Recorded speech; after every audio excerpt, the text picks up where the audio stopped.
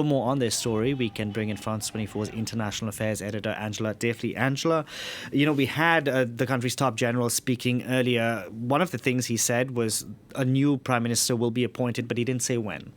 No, he didn't. He also said a new sovereign council would be appointed and that it would include some younger politicians, people who had been active in the revolution which overthrew Omar al-Bashir in 2019. That's new.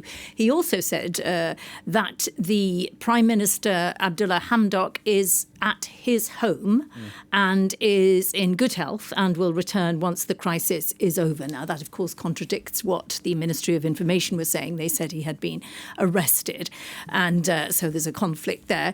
Other things, he said, General Burhan said that there will be new judicial bodies appointed by the end of the week and that internet will return slowly. And he went to great pains to say that this was not a coup.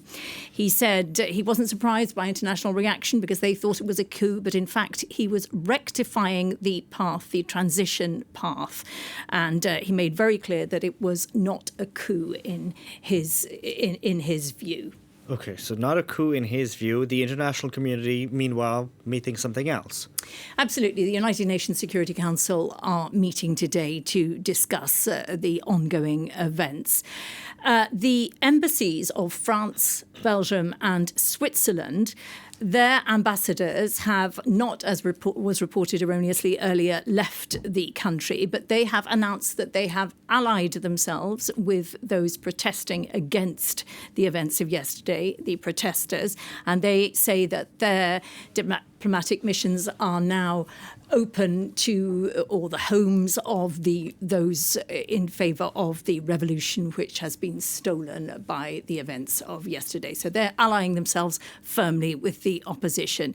As to whether the new people in charge, the generals, are worried by international reaction, they will certainly be worried by the suspension of $700 million worth of aid. The United States has suspended that, and they want those arrested released and a return to the transitional government which existed beforehand. Other countries are likely to follow suit and suspend aid. This, as the country is in dire economic straits with inflation in the hundreds and 25% of the Sudanese population deemed by the United Nations to be in extreme poverty. So they will have a lot of problems on their plate. He said today, the general, that he wanted the help of the Sudanese people. He would need the help of the Sudanese people.